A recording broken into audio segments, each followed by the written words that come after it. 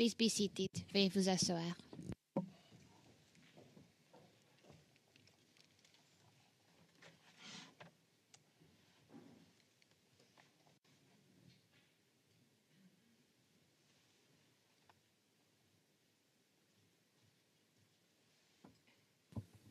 Good morning again, Mr. Mangou. Le président, bonjour à nouveau, Monsieur Mangou.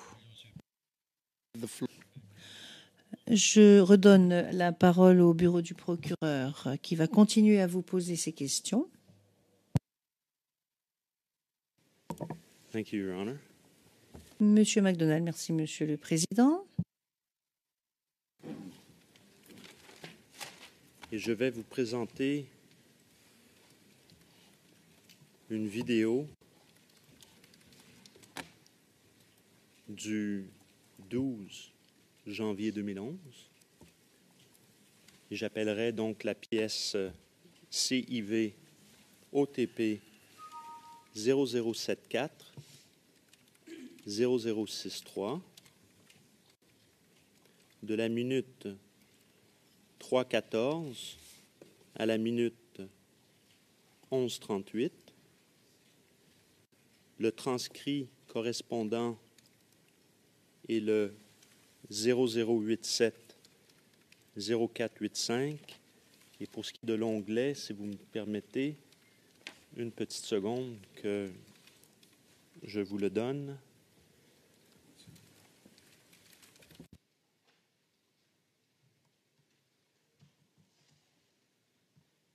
It's tab 522. La greffière d'audience, onglet 522. Monsieur MacDonald, merci beaucoup.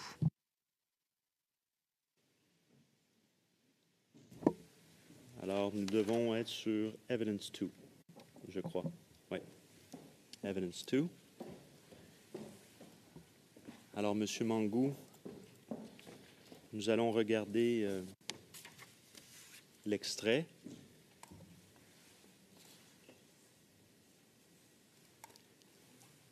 Ça va?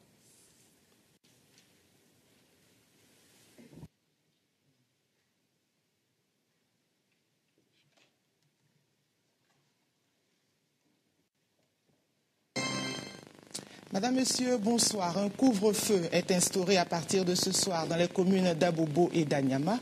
Je vous propose à ce sujet d'écouter la déclaration du chef d'état-major des armées, le général de corps d'armée Philippe Mangou. Déclaration des forces de défense et de sécurité de Côte d'Ivoire. Les récentes manifestations de troubles à l'ordre public, les actes de vandalisme, de barbarie, les tueries et les assassinats perpétrés par les militants du Rassemblement des Zoufouettistes pour la démocratie et la paix au cours des marches insurrectionnelles organisées par ce groupement politique d'opposition les 16-17 décembre 2010 avaient causé la mort de 21 membres des forces de défense et de sécurité de Côte d'Ivoire. Depuis ces moments, le calme n'est plus jamais revenu dans ce pays et les morts se comptent par dizaines du fait des attaques à l'arme de guerre contre les éléments des forces de défense et de sécurité de Côte d'Ivoire et d'innocentes populations. Il ne se passe pas de jour sans que les forces de défense et de sécurité de Côte d'Ivoire, en mission de sécurisation et de protection des populations, ne soient les cibles principales d'attaques armées par des individus embusqués qui répondent ainsi aux incessants appels à la désobéissance civile, à l'insurrection et aux assassinats de toute nature lancés par des politiciens retranchés à l'hôtel du Golfe. Dans la journée du mardi 11 janvier 2011, des tirs aux armes de guerre dirigés contre les unités des forces de défense et de sécurité de Côte d'Ivoire, en patrouille dans la commune d'Abobogar, plus précisément au quartier PK 18, ont fait 2 morts, 9 blessés et des matériels roulants de service endommagés dans les rangs des forces de défense et de sécurité de Côte d'Ivoire. Devant une telle atmosphère de quasi-insécurité et de menaces de guerre dans laquelle vivent les laborieuses populations de cette commune, des menaces d'attaques armées contre les forces de défense et de sécurité de Côte d'Ivoire, la mesure d'urgence suivante est prise. Un couvre-feu est instauré dans toute la commune d'Abobogar et d'Anyama à compter de ce jour, mercredi 12 janvier 2011, à partir de 19 h jusqu'au samedi 15 janvier 2011 à 06 h du matin. Cette mesure exceptionnelle permettra aux forces de défense et de sécurité de Côte d'Ivoire de poursuivre avec engagement et fermeté leur mission régalienne de sécurisation et de protection des populations. Elle sera également mise à profit par les forces de défense et de sécurité de Côte d'Ivoire aux fins de rechercher et de débusquer toutes les personnes qui sont responsables de ces attaques armées et autres agressions, de retrouver toutes les personnes désireuses à partir de leur cachette de s'attaquer à la République.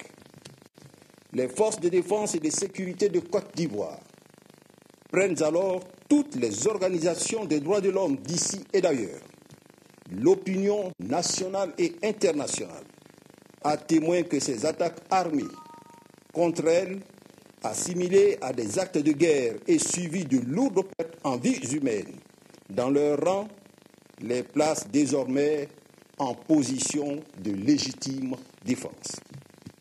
Dès lors, elles se réservent le droit de riposter à partir de maintenant, tous moyens réunis, à toutes les attaques, d'où qu'elles viendront.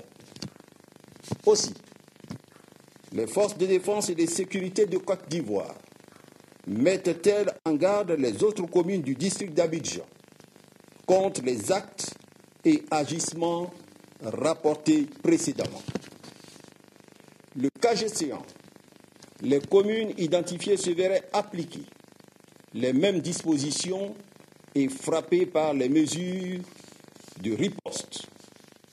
Toujours dans leur logique absurde de déstabiliser la République de Côte d'Ivoire, ces politiciens retranchés au Golfe s'adonnent à des campagnes d'intoxication en direction des populations ivoiriennes, faisant état de défection d'officiers et autres catégories de militaires des forces de défense et de sécurité de Côte d'Ivoire et qui auraient rallié un prétendu gouvernement basé à l'hôtel du Golfe.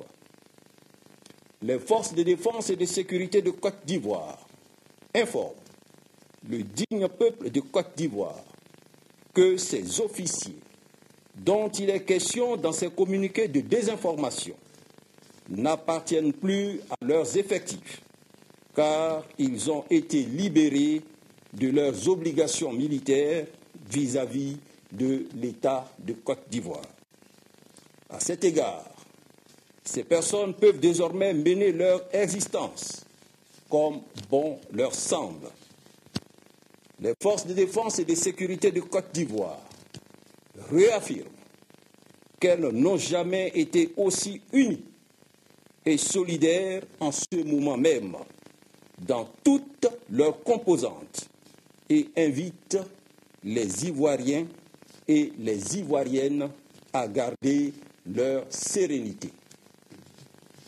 Tout combat correspond bien à un objectif et à un contexte spécifique. Le combat majeur auquel les forces de défense et de sécurité de Côte d'Ivoire restent sans équivoque dans cette crise dite post-électorale, née de la volonté absurde de certaines personnes au plan interne et au plan externe de nier à la Côte d'Ivoire son indépendance totale, à décider de son destin. Les forces de défense et de sécurité de Côte d'Ivoire mènent l'unique combat de la sauvegarde de la souveraineté de la République de Côte d'Ivoire, dans le respect scrupuleux du fonctionnement de ses institutions et de sa Constitution. Aussi, les forces de défense et de sécurité de Côte d'Ivoire invitent-elles l'ensemble des populations à garder leur calme et leur demandent de continuer à vaquer tranquillement à leurs occupations, seul gage, d'une part, du bien-être social de chacun et pour aider, d'autre part, au redécollage économique de notre cher pays, la Côte d'Ivoire. Que Dieu bénisse la Côte d'Ivoire. Fait à Abidjan le mercredi 12 janvier 2011, signé le général de corps d'armée Philippe Mangou, chef d'état-major des armées.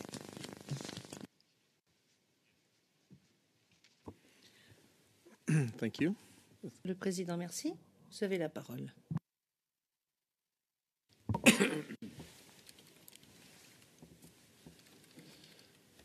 Vous, évidemment, rappelez de ce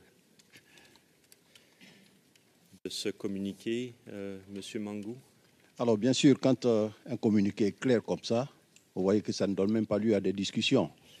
Alors, ce que je voudrais dire, effectivement, ce communiqué a été lu par moi. Néanmoins, il y a un point à souligner, parce que tout fait est évolutif, suite donc des enquêtes personnelles qu'on mène. J'ai attribué la responsabilité des tueries au niveau d'Abobo au RHDP, qu'il veuille bien m'en excuser, parce que j'ai su, à la fin de la crise post-électorale, que la responsabilité des tueries au niveau d'Abobo ne leur incombe pas. Et là-dessus, je vous ferai un témoignage. Par contre, pour tout ce qui suit, c'est bien ce que nous avons dit.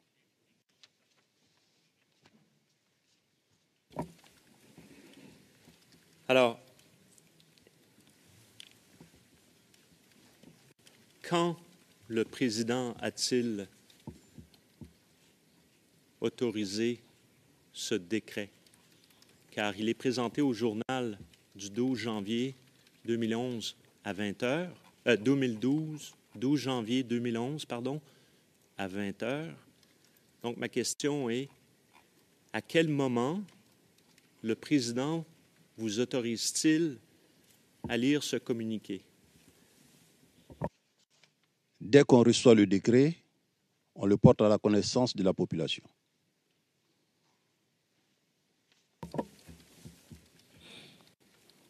S'agit-il d'un préenregistrement?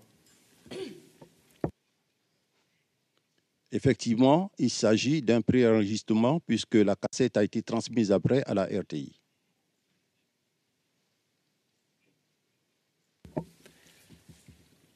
À ce moment-là, compte tenu des propos que vous tenez, étiez-vous en situation de guerre? Oui, je l'affirme, parce que quand vous envoyez des éléments avec qui vous avez fait le briefing le matin même pour une mission de sécurisation dans un quartier au profit de la population, et qu'au retour de la mission, on vient vous annoncer que vous avez 3 à 4 éléments qui sont tombés, j'avoue que c'est difficile à supporter. Difficile à supporter. Or, notre mission à nous, c'est de défendre l'intégrité du territoire en tout temps, en tout lieu, en toutes circonstances. C'est de protéger les personnes et les biens. Nous n'avons pas pour mission d'aller tuer les gens. Donc, quand nous partons, ce sont nos éléments qui sont pris à partie par des gens en civil, en armes, qui nous voient venir parce que nous portons des tenues bien caractéristiques, des véhicules bien caractéristiques. On détruit nos véhicules, on tue nos hommes Donc, il y a vraiment lieu de faire une mise en garde, de prendre à témoin la population et de prendre à témoin également ceux qui sont venus nous aider à aller à la paix, c'est-à-dire les forces onusiennes. Et c'est dans ce sens-là que nous avons fait cette déclaration.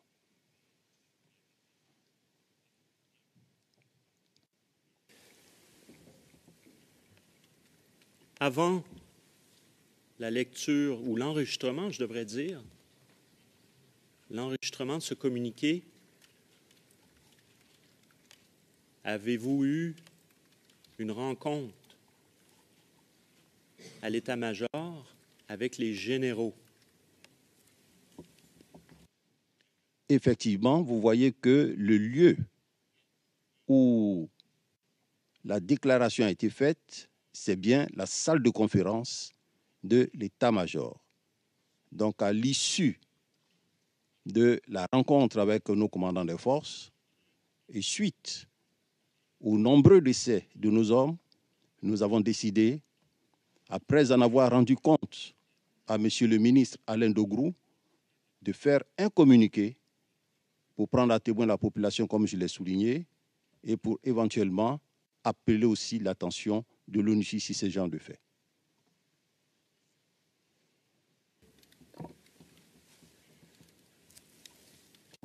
Un petit instant, s'il vous plaît.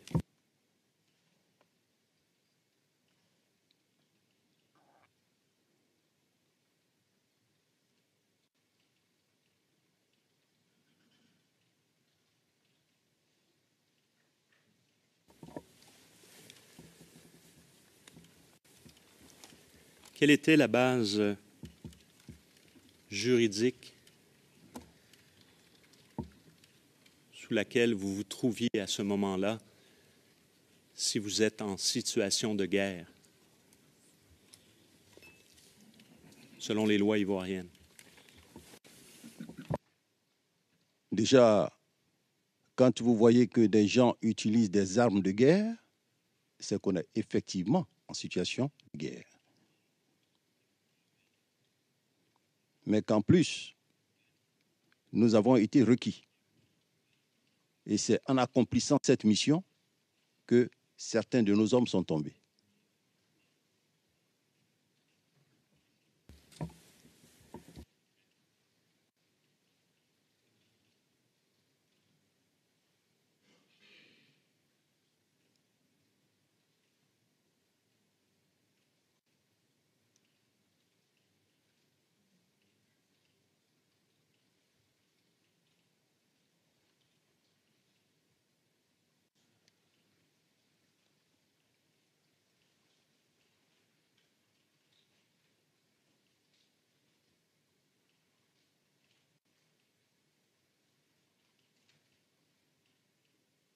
If you allow me, Your Honor, just Monsieur McDonald, si vous m'y autorisez, Monsieur le Président, j'aimerais que vous m'accordiez quelques secondes pour que je trouve une vidéo du 15 janvier.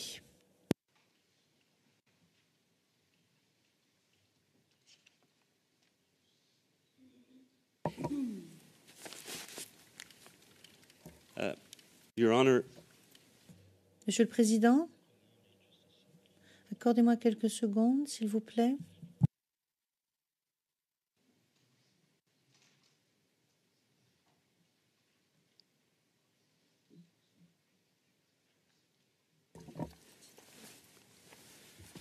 Your Honors, Monsieur le Président, Madame, Monsieur les juges, compte tenu des réponses apportées par le témoin,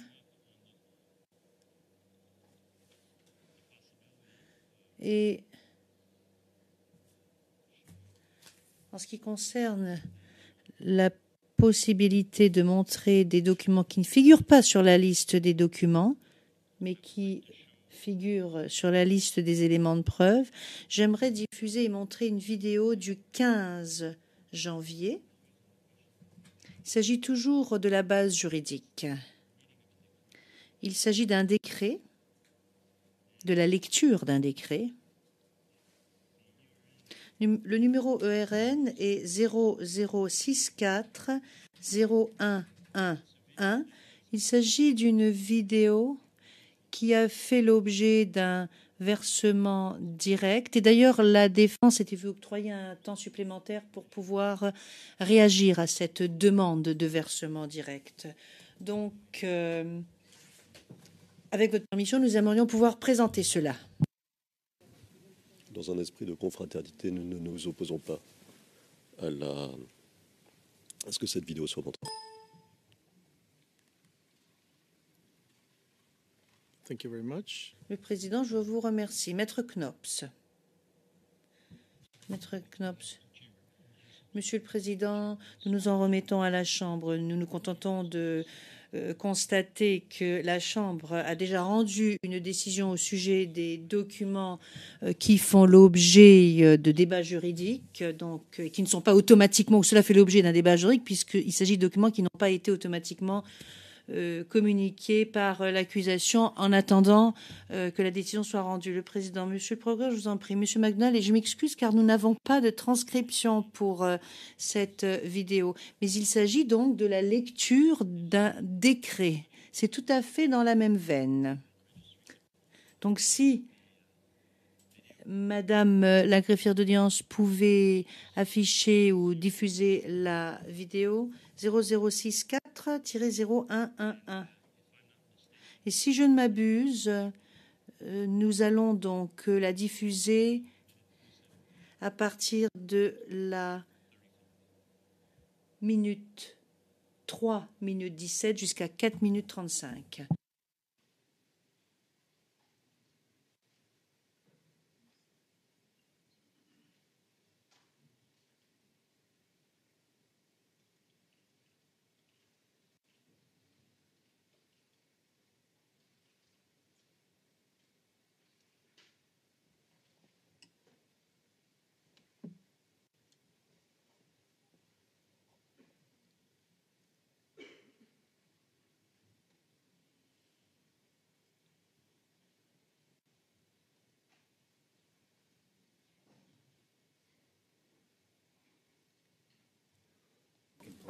Alors, je reviens avec des questions, Monsieur Mangou. Avec 5 minutes.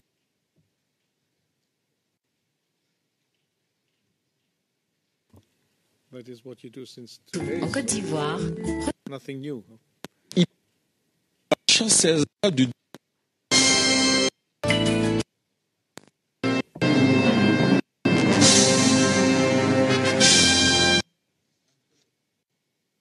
Evidence Channel 2.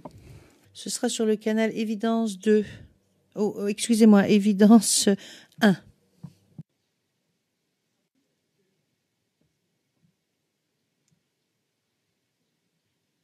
It's on both. En fait, c'est sur les deux. Bonsoir, bienvenue. Ouvrons ce journal par ce décret de la présidence, décret portant prorogation du couvre-feu dans les communes d'Abobo et d'Anyama. Le président de la République décrète, article 1er, le couvre-feu institué par le décret 2011-8 du 12 janvier 2011 dans les communes d'Abobo et d'Anyama sont prorogés comme suit. Le samedi 15 janvier, à partir donc d'aujourd'hui, de 19h à 6h. Le dimanche 16 janvier, de 19h à 6h. Le lundi 17 janvier, de 19h à 6h. Le mardi 18 janvier, de 19h à 6h du matin. Le mercredi 19 janvier, de 19h à 6h.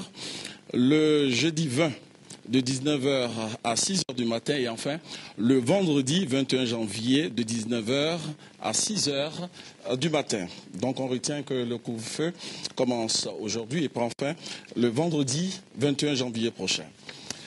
Dans l'actualité ce soir, le lancement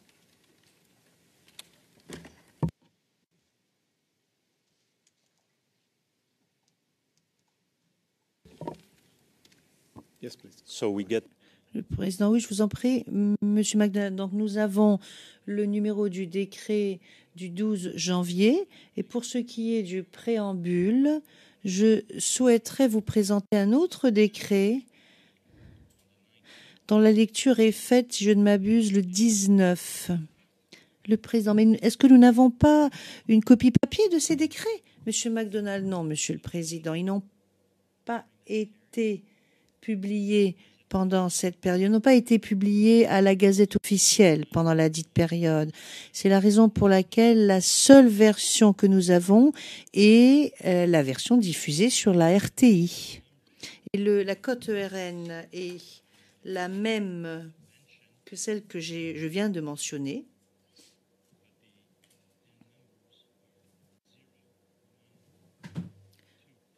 Mais les 4 derniers chiffres sont 0, 1, 1, 2. Et la date sera mentionnée lors de la diffusion et la lecture du décret. Alors, ce sera à partir du début de la lecture du décret, donc que nous allons voir ça. Donc, c'est le début du journal d'information et nous pourrons interrompre à la fin du préambule. Point n'est besoin d'écouter la lecture des articles.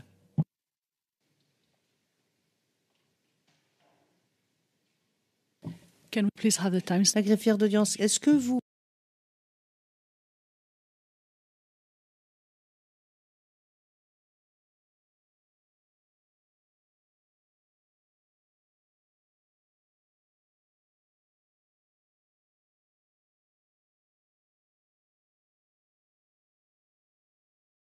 Trois minutes. Voilà, nous allons commencer maintenant.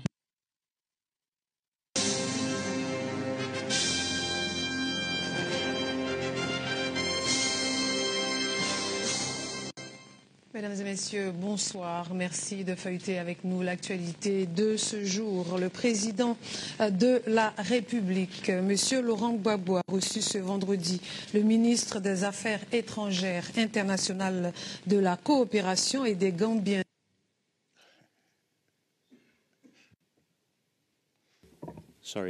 Monsieur MacDonald, excusez-moi. Je vous donnerai l'horodatage. Je pensais que cela commençait au début du journal télévisé. Manifestement, je me suis trompée. Excusez-moi, Monsieur le Président.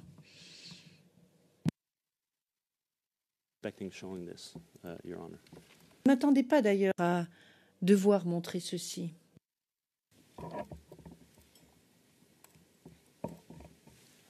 Just a second. Une petite minute, je vous prie.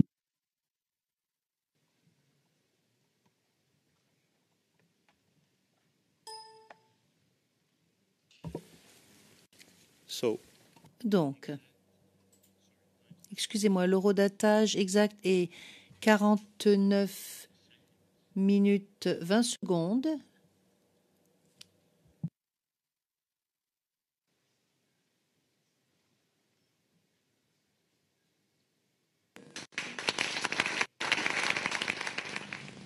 À propos d'éducation, un communiqué du ministère de l'Éducation nationale nous rappelle que les conséquences de cette crise Bon, écoutez, Monsieur le Président, nous reviendrons plus tard là-dessus.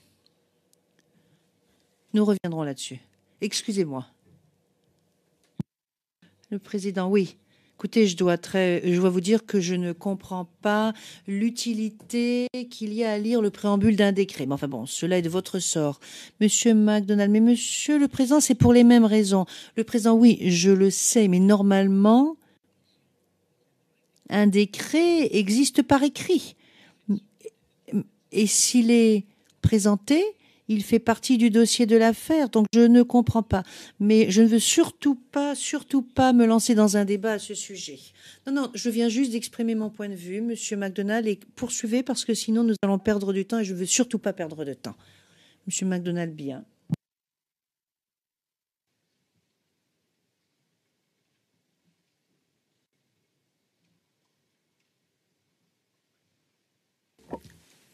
All right. Monsieur MacDonald, très bien.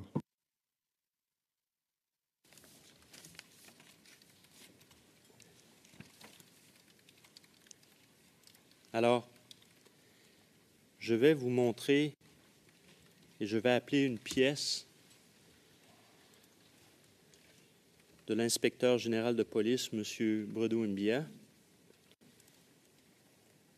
CIV OTP 0045-1193.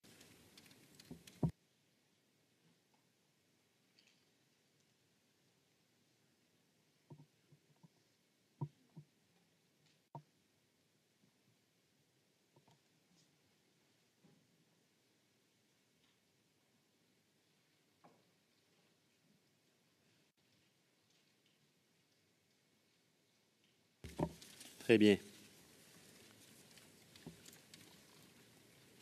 Alors, on fait référence au décret à la 3e ligne, et c'est un document, donc toujours de M. Mbia. On fait référence au décret du 12 janvier 2011 portant instauration d'un couvre-feu dans les communes d'Abobo et d'Anyama comme suit.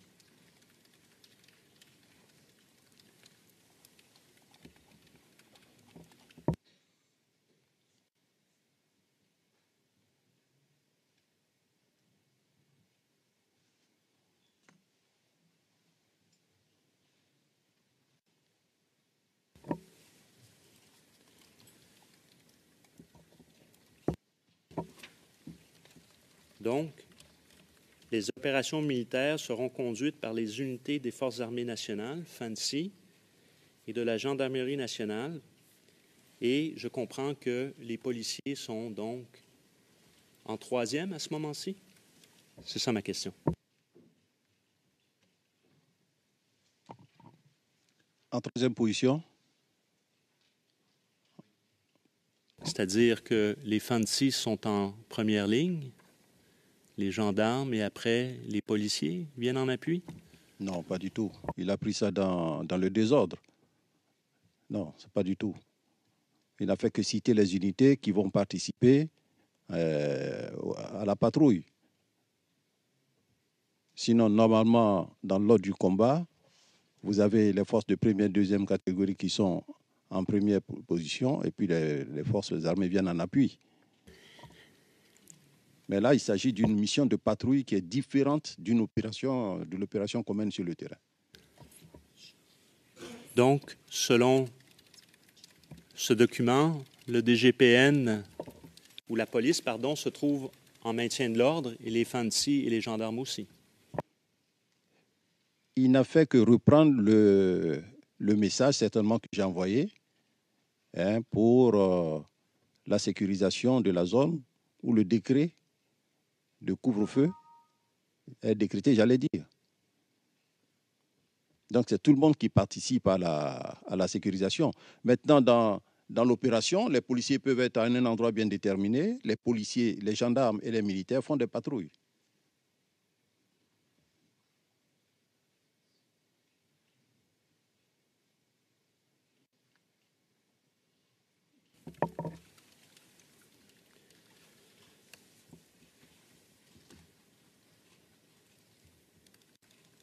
J'aimerais, à ce moment-ci, poursuivre et vous poser la question, suite à la lecture de ce communiqué, on vous voit lire le communiqué, avez-vous eu une rencontre avec le président de la République?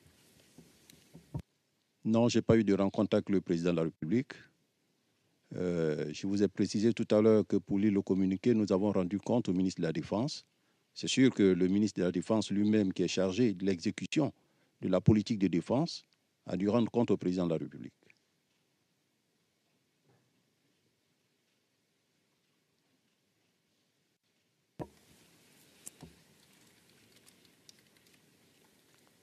Par la suite, donc, le communiqué, on l'a vu, est présenté au journal de 20 heures. Vous êtes-vous déplacé à la résidence pour rencontrer le président? Non, je ne suis pas allé à la résidence pour rencontrer le président.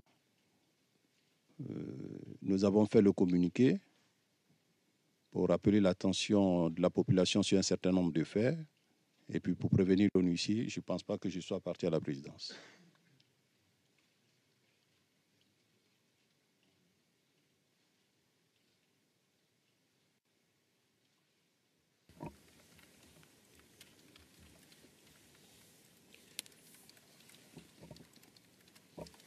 Alors, j'appellerai la pièce 0088 0863. Et si nous pouvions aller à la page 1087.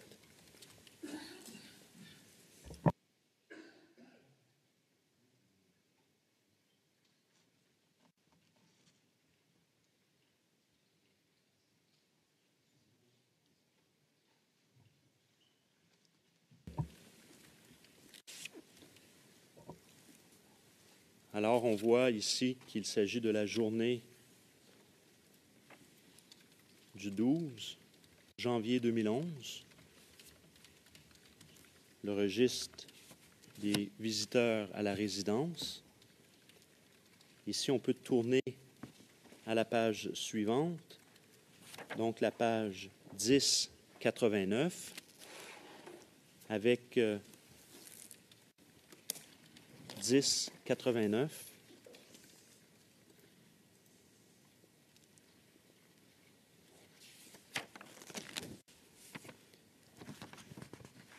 « 1089. Et si on peut mettre l'emphase à la ligne 34 à 44, s'il vous plaît.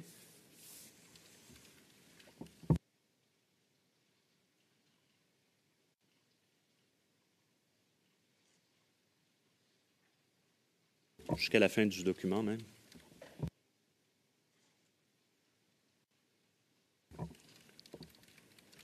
Donc, on voit à l'entrée 34, M. Bruno Mbia, qui est enregistré à 21h56, vous-même le SEMA à 21h50, Général Kassaraté à 53, 21h53, M. Doc Beaublé à 21h54. On voit également qu'il y a certains ministres, dont le ministre M. Charles Blégoudet à l'entrée 40, à 22h25. Et on peut voir l'heure de départ. Monsieur le Président. C'est quoi le problème? Monsieur le Président, on ne va pas revenir toujours sur les mêmes observations. Est-ce qu'il y a une question à poser aux témoins concernant ce registre et ce jour? Et puis c'est tout. Mais c'est commentaire, monsieur. On va pas revenir. Le Président, oui, bien sûr, bien sûr. Je dois dire que nous sommes tous en train de regarder la même chose, nous pouvons le lire. Posez votre question, Monsieur McDonald. Mais c'est ce que je fais, Monsieur le juge président. Vous montrez Monsieur McDonald. Et qu'est-ce qui sera consigné au compte rendu? Rien. Le président n'empêche que nous avons une référence. Donc, j'aimerais que vous posiez votre question, tout simplement. Nous voyons tous ces noms-là qui figurent dans ce registre, du 34 aux autres. Donc, posez votre question. Est-ce que cela rafraîchit votre mémoire, M. Mango, d'une rencontre le 12 janvier 2011? Pas du tout. Alors, je voudrais être précis. Je vous avais défini les rencontres avec le président de la République au palais de la présidence de la République avec des dates bien précises. Et je me rappelle vous avoir dit qu'au niveau de la résidence, nous avons eu tellement de rencontres que je ne peux pas définir une date ni une heure. J'ai été clair là-dessus la dernière fois. Donc, quand vous me présentez un document, c'est bien mon nom, mais à quel moment j'y étais? Je suis un humain, la mémoire, elle est oublieuse. Hein. Maintenant, si vous me racontez, vous me dites c'est pour tel fait, je pourrais vous dire pourquoi j'y suis. Mais quand je vois un cahier où on relève l'identité des visiteurs SEMA, suivi des autres, je ne peux pas me rappeler à quelle réunion nous y étions. Nous étions. Très bien, je vais vous montrer maintenant une vidéo.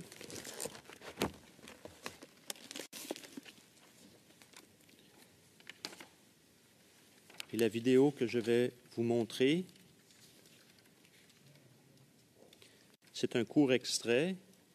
C'est le 0064 0110 de la minute 3:49 à 6:34.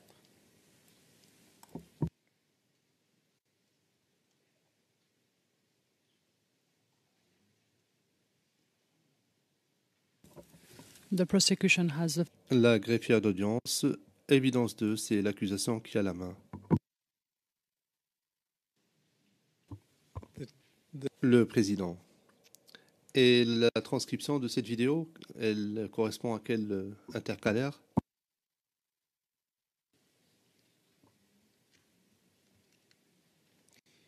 Can we please have the... Est-ce que l'on pourrait avoir la référence à la transcription, à l'intercalaire qui contient la transcription pour les interprètes, s'il vous plaît? Monsieur MacDonald. 494. Le président, merci.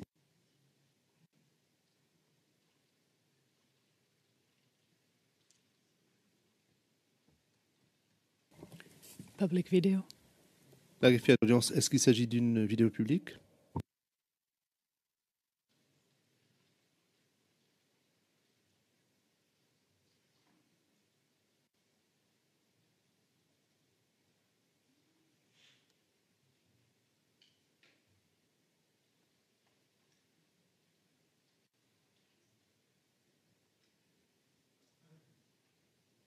So they're ready? Ready to... Le président, est-ce que vous êtes prêt? Vous êtes prêt à diffuser la vidéo? If we can show it, please. Monsieur MacDonald, oui, s'il vous plaît, veuillez la diffuser. Le président de la République, le président Laurent Gbagbo, a échangé avec le chef des grands commandements de l'armée nationale. Ensemble, ils ont examiné la situation sécuritaire du pays et puis ils ont pris des mesures pour assurer la sécurité du pays et des Ivoiriens. Reportage, Laurent Seri. Cette rencontre du chef de l'État, le président Laurent Gbagbo avec la haute hiérarchie militaire était d'une importance capitale au vu de l'ampleur des attaques et violences perpétrées par des individus armés qui prennent pour cible les forces de défense et de sécurité et les populations qui n'adhèrent pas à leur cause. Le président de la République, Laurent Gbagbo, chef suprême des armées, a eu le point de la rencontre que les généraux ont eue bien avant à l'état-major des armées. Les commandants de la marine nationale, des forces aériennes, des forces terrestres, du SECOS, de la gendarmerie et de la police, et le général de corps d'armée Philippe Mangou ont arrêté des mesures pour sécuriser le territoire et faire échec à toute velléité de rendre incontrôlables certaines communes d'Abidjan. Cette rencontre était élargie aux membres du gouvernement, notamment le Premier ministre Gilbert Aké-Ngbo.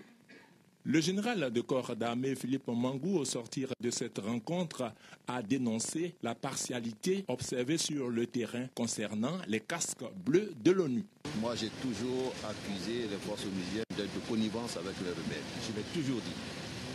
Parce que nous ne pouvons pas comprendre qu'après l'attaque, 2 minutes tout juste après l'attaque, une dizaine de 4x4 passent, voient nos morts, voit le blessé agonisant, on le dépasse, et puis on dit qu'on a la recherche d'une population qu'on cherche à sécuriser. Nous ne comprenons pas. Et peu de temps après, ils sont repassés en effectuant des tirs. Alors j'ai été très amer avec le général Hafiz.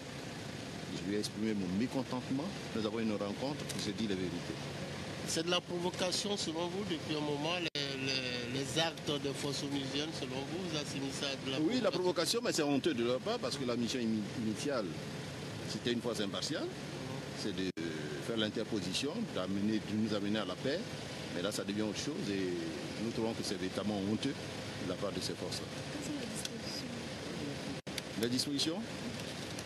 Ben, écoutez, vous savez, les mesures qui ont été prises par le gouvernement ivoirien, c'est de demander à ces forces de repartir. Nous ne travaillons plus avec ces forces.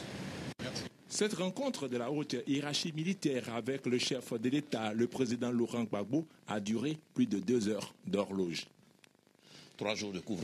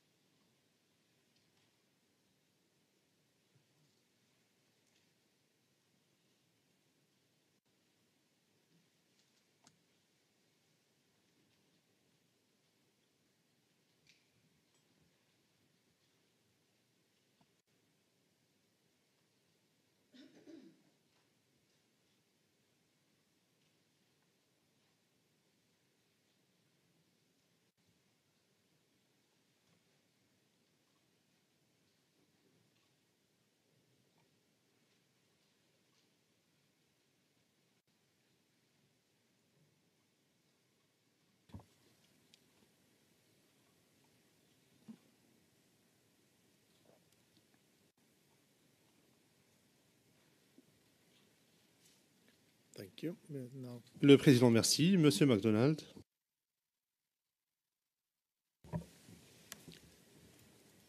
Le fait de revoir cette vidéo, est-ce que ça vous rafraîchit la mémoire? Bien sûr que ça me rafraîchit la mémoire. Et je sais aussi dans quelles circonstances j'ai fait la déclaration.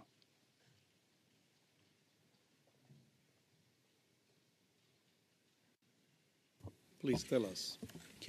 Le président, veuillez nous le dire. Quelle a été donc la discussion que vous avez eue avec le président et les personnes présentes? Alors, Monsieur le Président, j'ai été très amer avec les forces onusiennes. Parce que j'estime que quand un pays est en crise et qu'une force vient vous aider à aller à la paix, elle se doit d'avoir un certain comportement. Je ne vais pas jeter le discrédit sur l'ensemble des forces impartiales qu'il faut reconnaître a fait un travail satisfaisant pour la Côte d'Ivoire, a aidé la Côte d'Ivoire à aller à la paix parce que nous sommes militaires et je sais que quand on quitte sa famille, on quitte son pays pour se mettre au service d'un autre pays, ce n'est pas facile. Ils ont fait l'essentiel. Mais comme dans tout groupement, dans toute association de personnes, il y a des personnes qui, de par leur comportement, jettent le discrédit sur le travail satisfaisant fait par l'ensemble.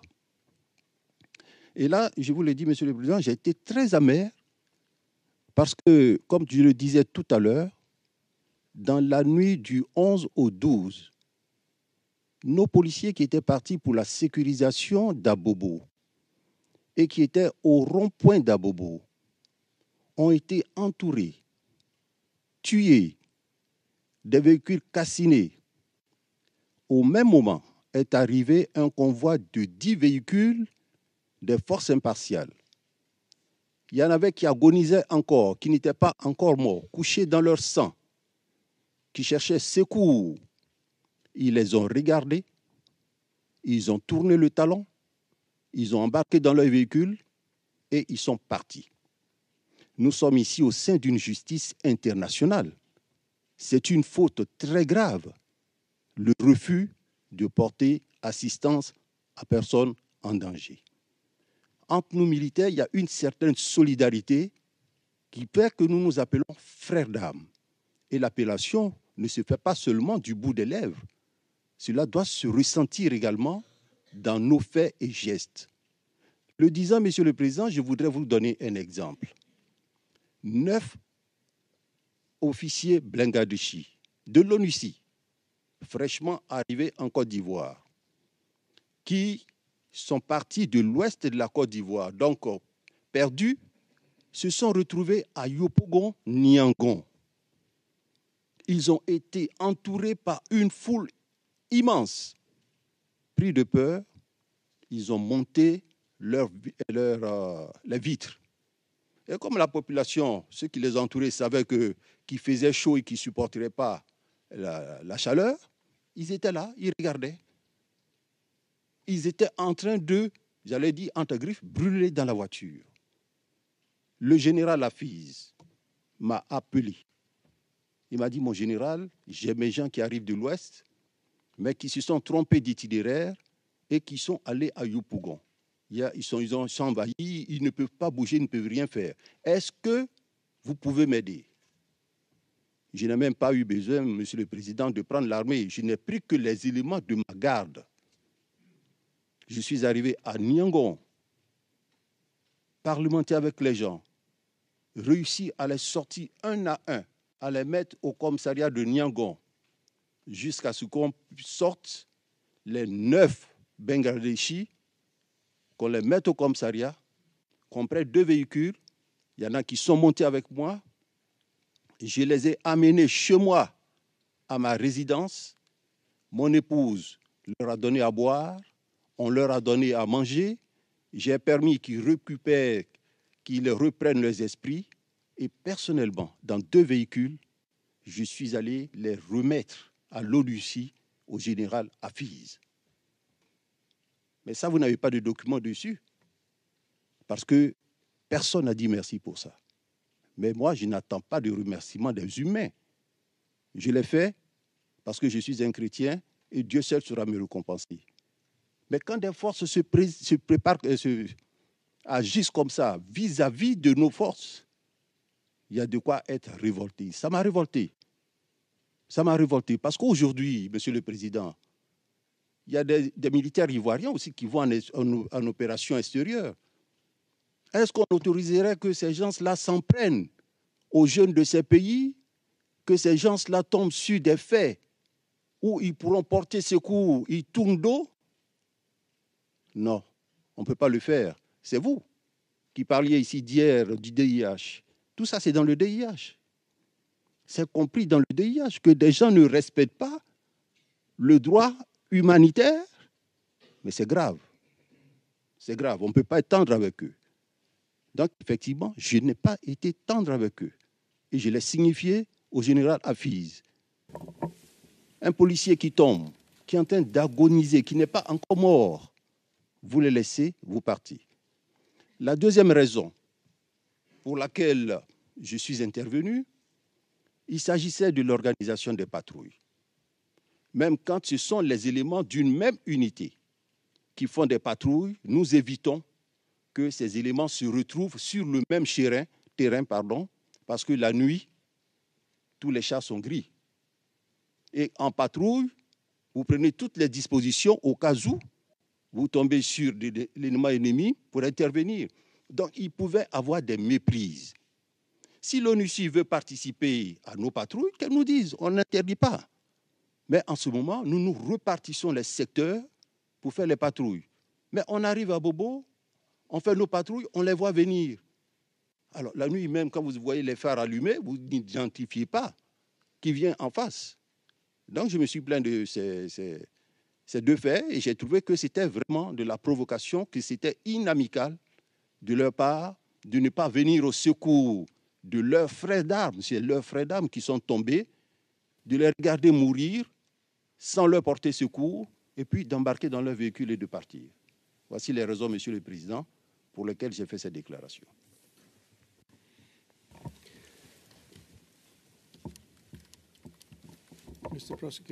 Le Président, Monsieur le Procureur. Qu'avez-vous discuté avec le Président ce soir-là, avant votre intervention à la télé? Donc, quel était l'objet de votre rencontre avec le Président? Alors, l'objet de la rencontre, c'est simple. Chaque fois que nous le voyons, nous lui faisons un point de situation, c'est-à-dire nous lui disons ce qui prévaut.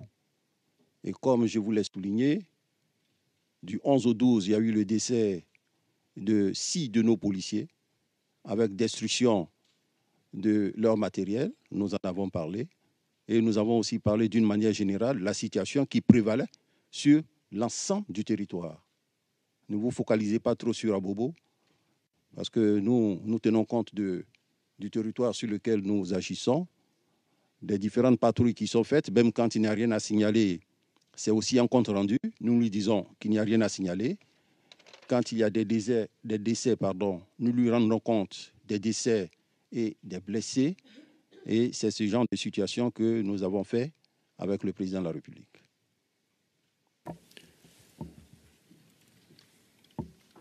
Vous a-t-il donné des instructions suite à votre débriefing? Non, le Président n'a pas donné d'instructions. Il savait que nous étions requis, que nous faisons notre travail. Il n'a pas donné d'instructions particulières, puisque pendant cette période, c'était la police qui était sur le terrain dans le cadre de l'opération de maintien de l'ordre. Il n'y avait pas de situation particulière qui nécessitait un déplacement avec une rencontre de l'ennemi. Donc, les comptes rendus qui ont pu être faits au Président de la République, ce sont des comptes rendus de fin de patrouille et autres.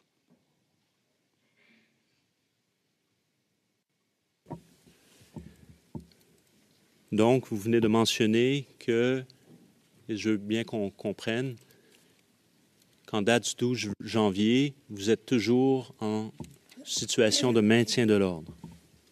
En date du 12 janvier, nous sommes toujours en situation de maintien de l'ordre et j'ai défini ici la période du 11 janvier au 21 février. C'est la police qui est en train de mener l'opération. Très bien.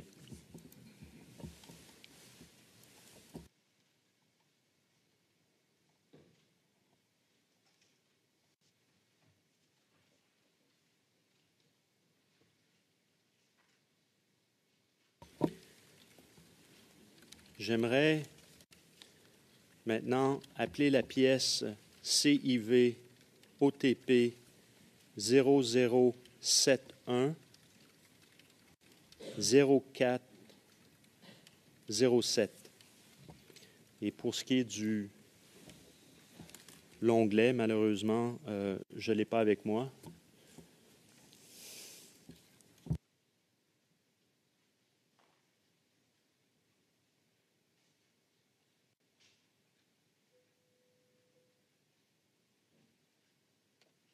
Tab 417. Greffier d'audience, intercalaire 417.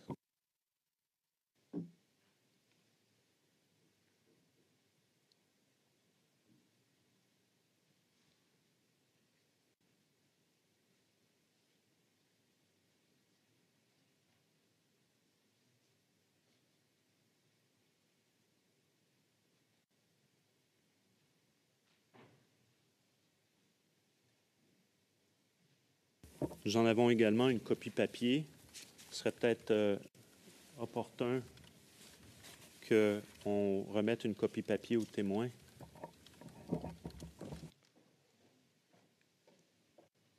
Vu la longueur du document.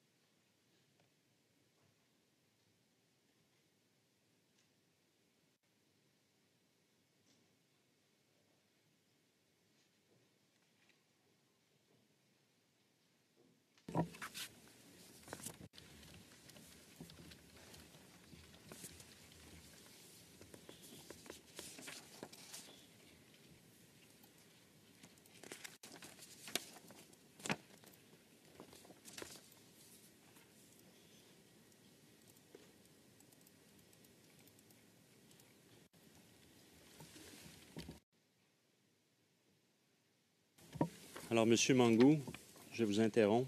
Oui. Il s'agit de... De quoi s'agit-il, ce document?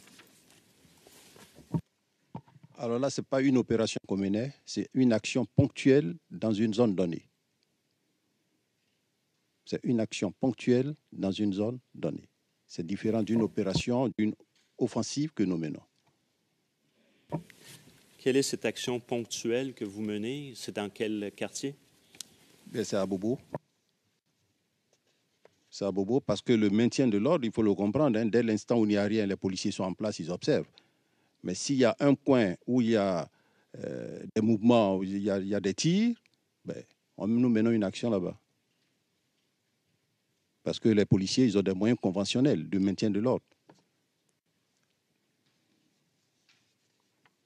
Mais c'est différent de la deuxième phase d'opération où nous sommes en mouvement. Si vous voulez, c'est une opération coup de poing que nous menons dans une région bien définie, bien précise. C'est quoi ça, une opération coup de poing?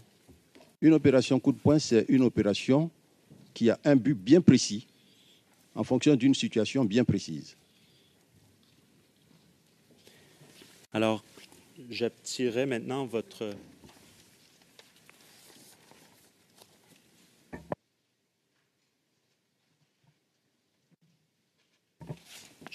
attention à la page, l'annexe, qui est le 0414.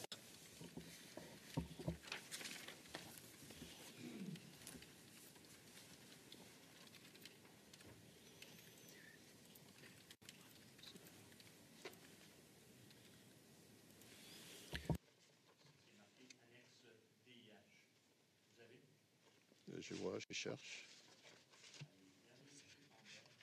Oui, DIH, oui.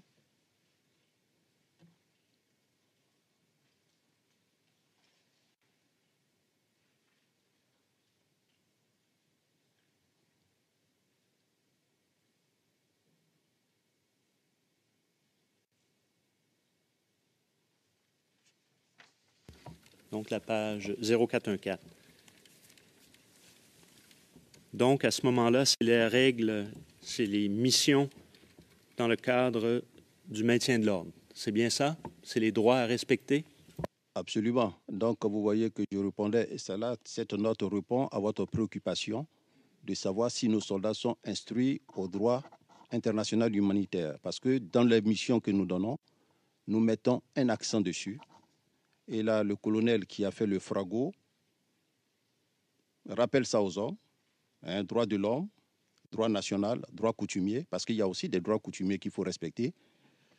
Et il descend plus bas pour parler des règles à observer dans tous les cas, hein, respect des personnes et des biens, interdiction de procéder à des exactions et à des pillages, faciliter l'intervention du CICR, de la Croix-Rouge et du corps médical.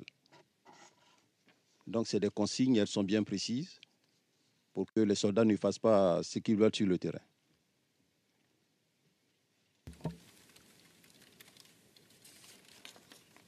Très bien. Donc, juste pour bien confirmer, parce que vous avez dit que vous étiez en situation de guerre tout à l'heure, en vous référant à votre intervention sur la RTI, votre communiqué du 12 janvier, et là, en date du 18 janvier 2011, on est dans le cadre d'une opération du maintien de l'ordre. D'une opération de maintien de l'ordre, avec bien sûr une opération dans un lieu ponctuel. Le colonel, en faisant sa note, a bien défini la zone. Hein. Il a parlé de 2000 mètres carrés. Je ne sais pas si vous l'avez vu.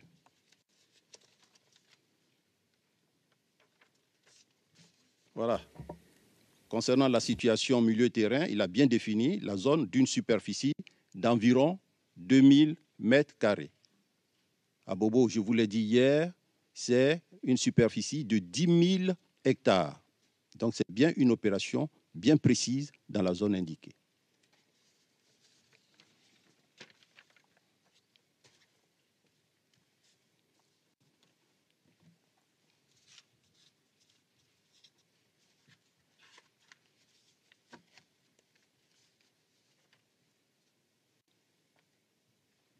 Et juste pour finir avec ce document,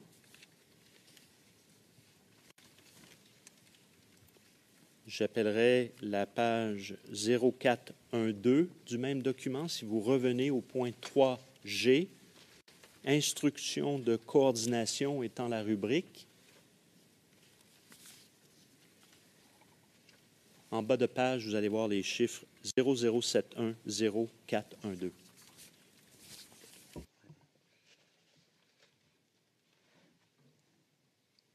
Oui.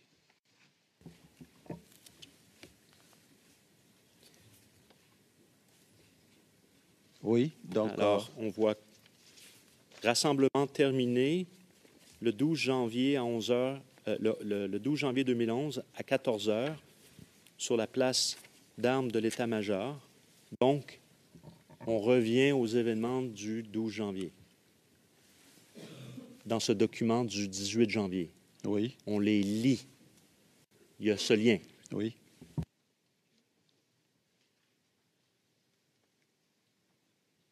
Très bien. Nous allons poursuivre.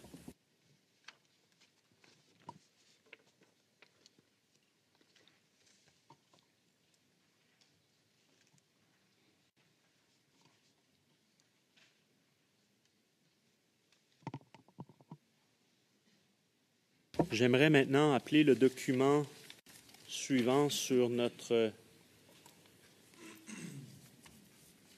Je parle pour mes collègues. Je vais appeler le document suivant sur notre liste, le CIV OTP 0046 0507. L'onglet, on va me le donner à l'instant. Tab 247. Onglet 247. Merci.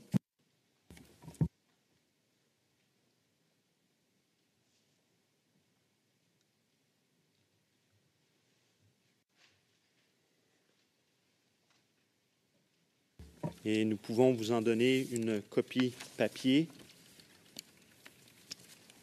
car le document fait quelques pages.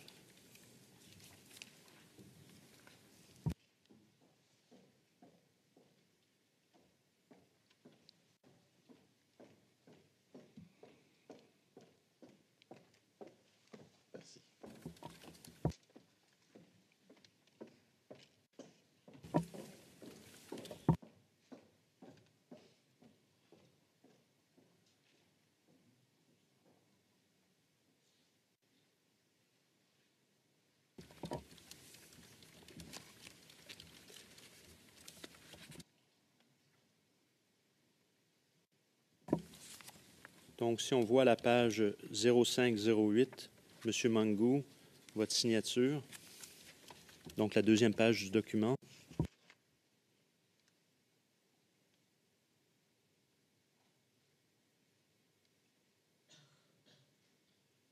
Oui. De quoi s'agit-il avec ce document, outre le fait qu'on puisse lire? C'est dans le principe d'action.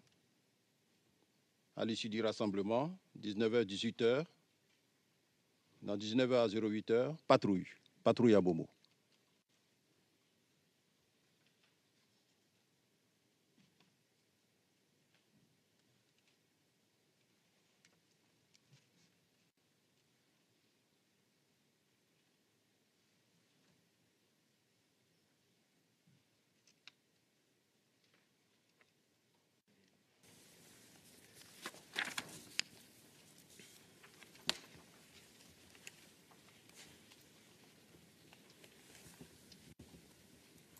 J'aimerais, M. Mangou, délaisser un peu la question des offensives, des phases, la phase offensive dans laquelle vous dites que vous étiez au mois de février. On va y revenir cet après-midi. Mais avant de ce faire, j'aimerais vous revenir sur une rencontre du 20 janvier 2011 que vous avez eue à l'état-major et la Chambre a vu déjà en présence de M. Bligoudet, Richard Dacoury et Serge Cassy, ainsi que les généraux. D'accord? Que pouvez-vous nous dire sur cette rencontre? Alors, le 20 janvier 2011, aux environs de 09 heures, nous avons reçu donc à l'état-major des armées M. Bligoudet, accompagné de Richard Dacoury, de Serge Cassy, qui est venu nous porter l'invitation des jeunes patriotes à une cérémonie d'hommage aux forces de défense et de sécurité.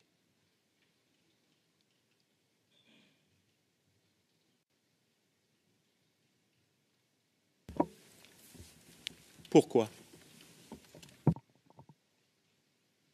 Je ne peux pas dire le pourquoi, c'est une invitation à une cérémonie. Nous avons à répondre ou à ne pas répondre, Mais j'avoue que j'ai répondu favorablement à cette invitation.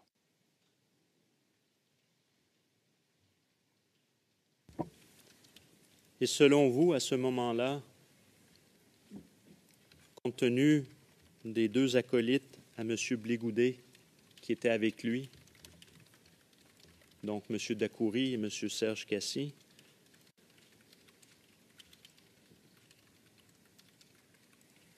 venait-il en sa qualité de ministre ou venait-il en sa capacité de représentant de la jeunesse? Le mot désigné. Le président, écoutez, c'est une question tout à fait spéculative. Est-ce que vous pourriez reformuler, s'il vous plaît? Monsieur le Président. Monsieur Magnal, oui, je vais reformuler. Monsieur le Président, j'ai une autre observation. Maître Bougnan. Oui, merci, Monsieur le Président. En français, c'est marqué acolyte. En français, c'est marqué acolyte. Ça a une connotation assez grave, Monsieur le Président. Le Président, je comprends tout à fait. Oui, oui, tout à fait. Et cela donne une impression négative, tout comme en italien d'ailleurs. Donc oui, cela a une connotation négative, un sens négatif. Monsieur McDonald, je vais reformuler. Vous comprenez un peu la question. Non, mais moi-même, je voulais le relever, parce qu'acolyte, ça fait péjoratif. Que le chef d'état-major des armées reçoive des acolytes, ça ne me plaît pas. Donc, je voulais le relever. Ce sont des jeunes Ivoiriens. Blégoudet n'est pas venu en tant que ministre. Il est venu en tant que leader des jeunes patriotes. Et je disais tout à l'heure que j'ai favorablement répondu à l'invitation.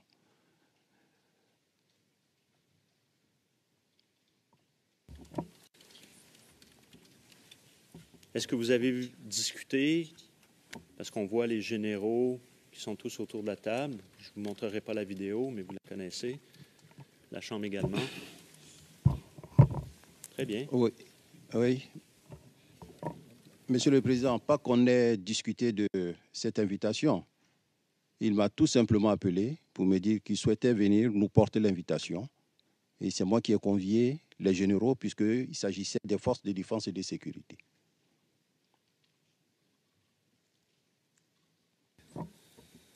Au sortir de cette réunion, avez-vous fait une déclaration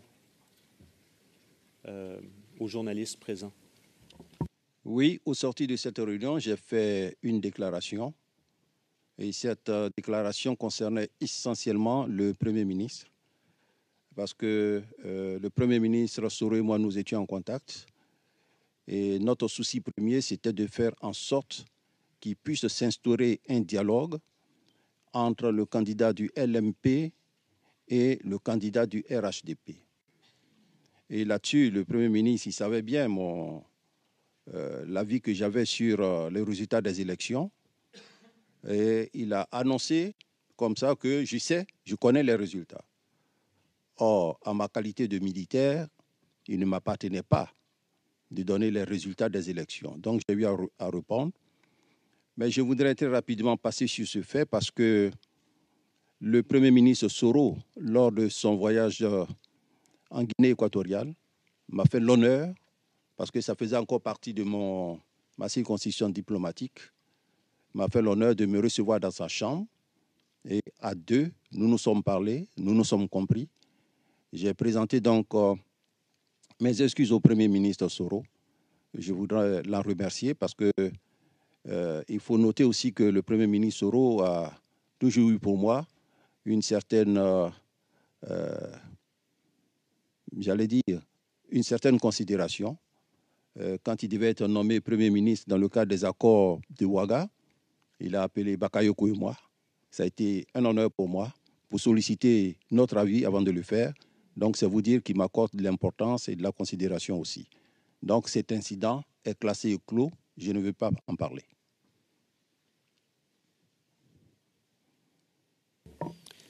Très bien. Alors, je vais quand même montrer la vidéo. Et le 00481670 et le transcrit. Ça va être un appât de sa part pour nous dire que nous devons être nommés chefs. On entend le son. pour le combat des institutions de la République.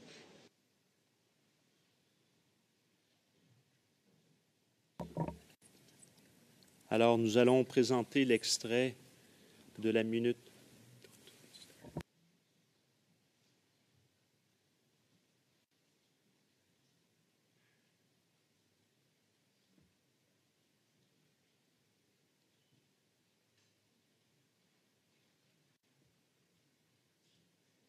Le chef d'État des armées a fait cette... Donc, le transcrit, juste un petit instant, Can we remove the floor from us, please?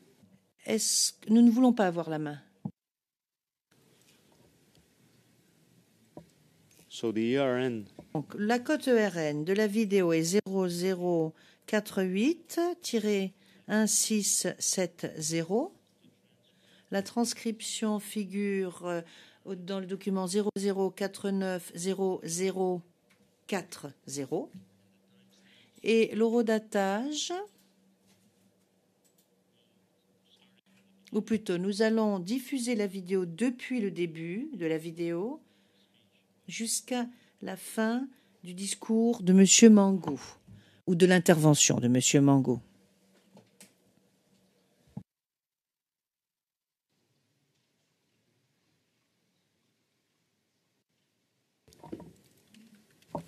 Tab 308 for the inter. La greffière d'audience intercalaire 308 pour les interprètes.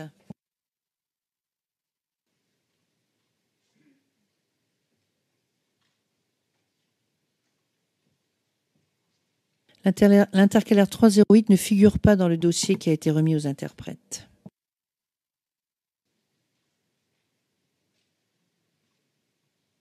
Le chef d'état-major des armées, le général Philippe Mangou, dit ces 4 vérités à Alassane Ouattara et à Soro Guillaume. Il les appelle à la raison. Le général Mangou annonce que l'armée nationale est prête à toute éventualité. Le chef d'état-major des armées a fait cette mise au point à l'issue d'une rencontre qu'il a eue avec le ministre de la Jeunesse ce matin à l'état-major des armées. Mambo Abe. En sa double qualité de leader des jeunes et de ministre de... It's tab greffière d'audience. Il s'agit de l'intercalaire 306.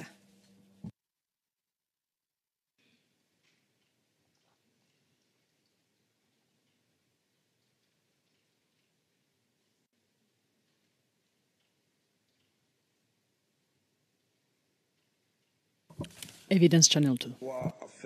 Canal Évidence 2. Les Occidentaux.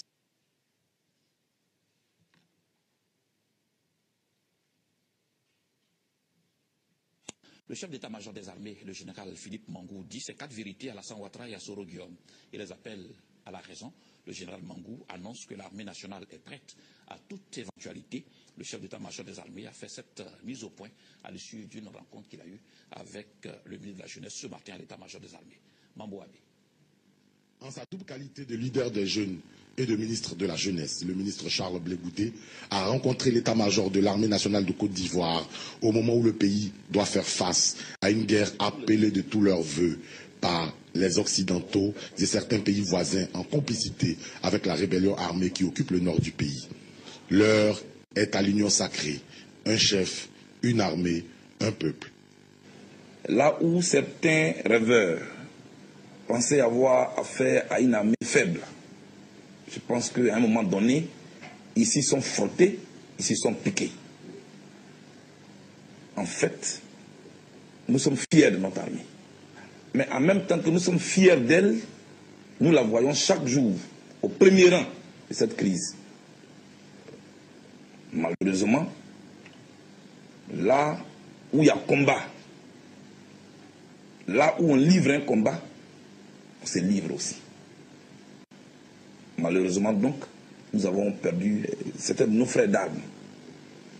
Parce que c'est ensemble que nous défendons le pays, chacun dans son domaine. Mais l'armée est toujours au front, malgré les appels à la division, malgré les propos mensongers qui sont lancés dans certaines radios, notre armée est toujours soudée. Mes amis et moi avons donc décidé, ce dimanche 23 janvier, au Stade Saint-Prou, d'organiser un grand rassemblement en hommage à notre armée. bien reçus par les officiers généraux des forces de défense et de sécurité, qui donneront une réponse appropriée au ministre Charles Blé Goudé en son temps. Entre autres sujets débattus au cours de cette rencontre, le chef d'état-major des armées a tenu à répondre à Guillaume Soro, qui l'accuse de ne pas être du côté de la vérité. Je voudrais donc profiter de la présence du ministre Blé Goudé, qui est le président de la jeunesse ivoirienne, qui est venu ici nous apporter le soutien de cette jeunesse, pour m'adresser un peu à un des jeunes aussi, qui par la force des choses est devenu aujourd'hui Premier ministre, et qui du haut de son piédestal nargue tout le monde. Et je vais parler de Guillaume Soro. Dans l'interview, Guillaume Soro me dit que je ne suis pas du côté de la vérité, que je suis fils de pasteur. Je le reconnais.